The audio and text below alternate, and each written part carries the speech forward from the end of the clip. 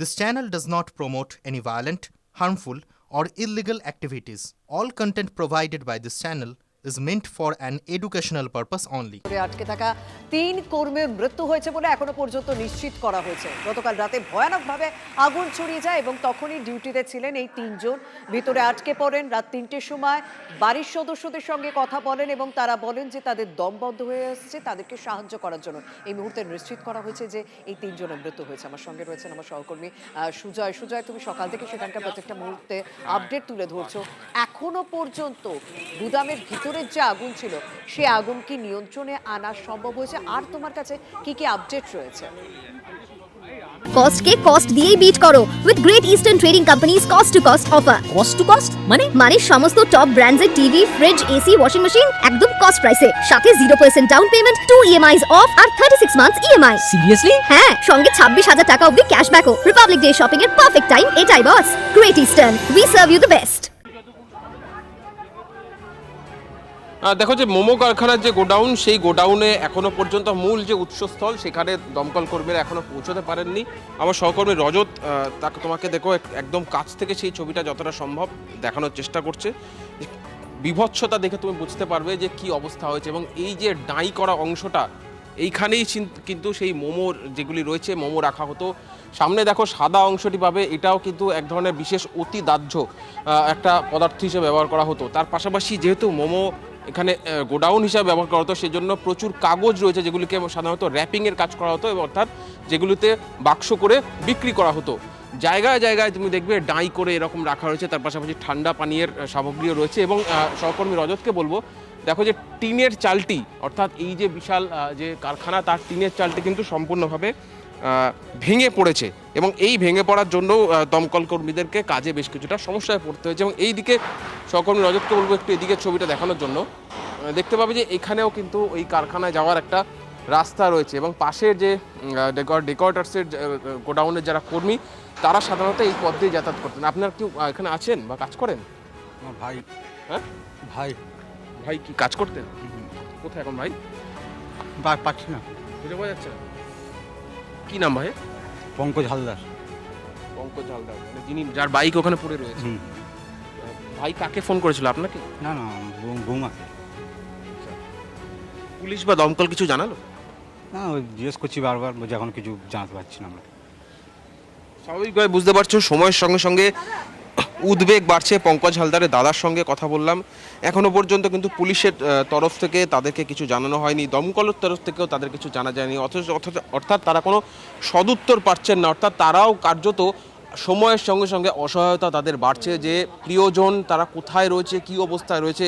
তাদের মনে আসছে সেই রাত 3টের ফোন কলটা, যে ফোন কলটা করে তার স্ত্রীকে পঙ্কজবাবু জানিয়েছিলেন যে চোখের সামনে বিভৎস আগুন দেখতে পাচ্ছেন, তার বেরোনোর উপায় নেই।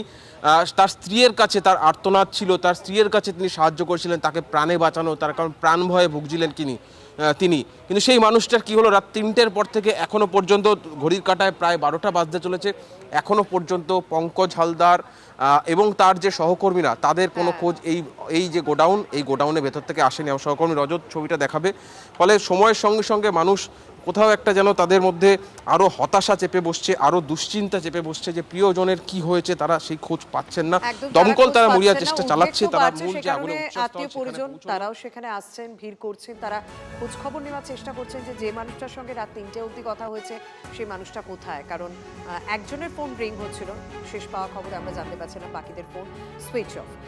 আমার সঙ্গে রয়েছেন আমাদের অপর প্রতিনিধি সুপ্রিয়। তোমার কাছে এখনো পর্যন্ত কি খবর হচ্ছে? কারণ সুজয় জায়গাটা ঘুরিয়ে দেখাচ্ছিল, আশেপাশে যে সমস্ত আবাসিক রয়েছে 100 জনকে উদ্ধার করা হয়েছে, পাশে ডেকোরেটরসের জায়গা ছিল সেই জায়গাটা পর্যন্ত পুরোপুরি ভস্মীভূত হয়ে গিয়েছে। তুমি যে দিকটা রয়েছে সেদিকটায় কি ছবি? এবং এখনো পর্যন্ত যারা নিখোঁজ রয়েছেন দীর্ঘক্ষণ ধরে তাদের কোনো রকম তথ্য রয়েছে তোমার কাছে? দেখো, আমার কাছে তথ্য থাকাটা একেবারেই স্বাভাবিক নয়, তবে দমকল কর্মী এবং তার পাশাপাশি পুলিশের তরফ থেকে বিভিন্ন জায়গাতে যেখানে এই অগ্নিকাণ্ডের ঘটনা ঘটেছে, যে দুটি কারখানাতে আগুন লাগে সেই সমস্ত কারখানার ভেতরের যে সমস্ত জায়গাগুলো রয়েছে সমস্ত জায়গাটাই কিন্তু তারা তল্লাশি চালাচ্ছেন। তবে এখনও বেশ কিছু জায়গাতে পকেট ফায়ার রয়েছে। 3টে নাগাদ অগ্নিকাণ্ডের ঘটনা ঘটে এমনটাই কিন্তু দমকলের তরফ থেকে আমরা এখনও পর্যন্ত জানতে পারছি। অর্থাৎ সেই হিসাব যদি ধরা যায় তাহলে কিন্তু প্রায় 8 ঘন্টারও বেশি সময় অতিক্রান্ত হয়ে গেছে। এবং এই যে দুটি কারখানা সম্পূর্ণরূপে এর ভেতরের যে অংশ আগুনে ভস্মীভূত হয়ে গেছে, তার কারণ প্রচুর পরিমাণে দাহ্য পদার্থ ছিল এবং সেই কারণে আগুন খুব অল্প সময়ের মধ্যে ভয়াবহ আকার ধারণ করে। 12টিরও বেশি ইঞ্জিন আগুন নেভানোর কাজে নিয়ে আসা হয়। দমকল কর্মীরা এখনও অনবরত গোটা এলাকা যে বিভিন্ন জায়গাগুলোতে পকেট ফায়ার রয়েছে সেই জায়গাগুলোতে কুলিংয়ের কাজ চালাচ্ছেন। আর তার পাশাপাশি যেটা আমরা জানতে পারছি, এই যে ব্র্যান্ডেড মোমো প্রস্তুতকারক যে কারখানা, সেই কারখানাতে 3 জন কর্মী ছিলেন, পঙ্কজ হালদার, বাসুদেব এবং আরও একজন কর্মী। সেই 3 জনের কোনো রকম কোনো হদিশ পাওয়া যাচ্ছে না বা খোঁজ পাওয়া যাচ্ছে না। এমনকি তাদের মোবাইল ফোনেও কিন্তু কোনো রকমভাবে যোগাযোগ করা যাচ্ছে না, মোবাইল ফোন সুইচ অফ। এদের মধ্যে একজনের পরিবারের সদস্য তারা যেটা জানাচ্ছেন যে রাত 3টের সময় শেষবারের মতন কথা হয়েছিল, তারপর থেকে কোনোভাবেই যোগাযোগ করা যাচ্ছে না। তো সেই সমস্ত নিখোঁজ বা যাদের খোঁজ পাওয়া যাচ্ছে না সেই সমস্ত কর্মীদের খোঁজে একদিকে যেমন তল্লাশি চালানো হচ্ছে, তার পাশাপাশি গোটা এই যে এলাকা যেখানে অগ্নিকাণ্ডের ঘটনা ঘটেছে সেখানে যে সমস্ত পকেট ফায়ারগুলো রয়েছে সেখানেও কিন্তু জল দিয়ে আগুন নেভানোর যে কাজ সেই কাজও কিন্তু দমকল কর্মীরা সমানভাবে চালিয়ে যাচ্ছেন। তবে কিভাবে এই অগ্নিকাণ্ডের ঘটনা ঘটলো সেটা কিন্তু এখনো পর্যন্ত স্পষ্ট নয়। একদম শেষ দমকল পাওয়া বা খবরে পুলিশের তরফ আমরা থেকে যা যেটা দাবি করা দেখিয়েছিলাম, হচ্ছে দর্শকদের শুনিয়েওছিলাম সেই বক্তব্য যে দমকল আধিকারিক যিনি রয়েছেন তার কাছে খবর ছিল যে 6 জন নিখোঁজ ছিল এবং তার মধ্যে 3 জনই এই গুদামের অর্থাৎ মোমো সংস্থার গুদামে কর্মী। আবার আসছে কাজে, তারপর আজকে ওরা বাড়ি মানে আজকে বাড়ি যাবে বলছিল, তারপরে রাত্রেই ঘটনাটা ঘটলো। কোথায় কাজ করতেন উনি? এই ফুলের কাজে করতো না, এইখান থেকে কোথায় গেতাম আমি তো জানি নি। এই অবস্থা। আরও তো আমাদের মেদিনীপুরে আরও লোক ছিল, 4 জন বাড়ি গেছে। আর আমাদের চাঁদিনী ময়নাতে 4 জন কাজ করতাম, ওরা বাড়ি গেছে ওই আগুন লাগার পরেই বাড়ি চলে গেছে। তারা হাসপাতালে ভর্তি ছিল, তাদেরকে ছেড়ে দিয়েছে। হ্যাঁ।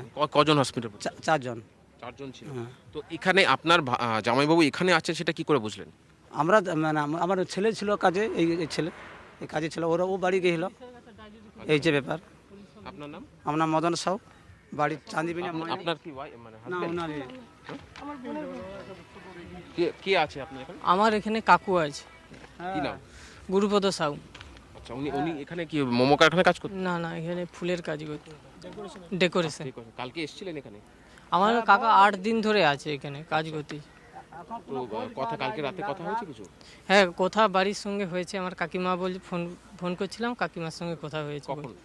ওটা রাত্রি ঠিক 8টা-9টার সময়। তারপরে তো ঘুমিয়ে পড়েছে বাড়ির সঙ্গে। কিছু বলেছে কোথায় আছে তখন? তখন বলেছে গোডাউনে ছিল বলতেছে। মানে এইটাই জায়গার কথা? হ্যাঁ, এই গোডাউনেই কাজ করতো। আচ্ছা, তারপর আপনারা ফোন করলেন কখন যে পাচ্ছেন না? ফোন সকালবেলা ফোন করা হয়েছে, তারপরে রাত্রে ফোন করে যেমন সবাই ঘুমিয়ে পড়া হয়েছে। তারপরে রাত্রে আজকে আবার সকালে যখন ফোন করলো খবর এলো যে এরকম আগুন লেগে গেছে কারখানা। এই ফোন রিং হচ্ছে না, ফোন কোনো রিং হয়নি, ফোন সুইচ বন্ধই আসতেছে। মানে আর ওনার সঙ্গে কেউ জখম হয়েছিলেন? ওনার সঙ্গে আমাদের ওইখানের কেউ ছিল না, আমার বোরগাদার লোক ছিল। ওই যে ঠিকাদারের আন্ডারে কাজ করতো, সঞ্জীব মাইতি বলে, তার ঠিকাদারের আন্ডারে কাজ করতো। তাদেরও খোঁজ মিলছে না? তাদের কোনো খোঁজ মিলছে, কারো ফোন করতে। কি হয়? আমার কাকু হয়। কি নাম? গুরুপদ সাউ। গুরুপদ সাউ। আর একটা করে দিন। সুজয়ের সঙ্গে কথা বলছিলাম এবং সুজয় সেখানকার আত্মীয় পরিজন যারা ভিড় করেছেন তাদের সঙ্গেই কথা বলছেন, কারণ একের পর এক নাম উঠে আসছে যাদের খোঁজ পাওয়া যাচ্ছে না এবং তারা যে প্রত্যেকেই এই মোমো সংস্থার গুদামের কর্মী তা নয়। পাশে সরস্বতী পুজোর বিসর্জন ঘিরে কৃষ্ণনগরে আবারও সংঘর্ষের ঘটনা। 2 পুজো কমিটির বিবাদে রণক্ষেত্র কৃষ্ণনগর, ষষ্ঠীতলা বারোয়ারি ও রেড রোড বারোয়ারির সংঘাতে ইট বৃষ্টি। পরিস্থিতি সামলাতে লাঠিচার্জ পুলিশের।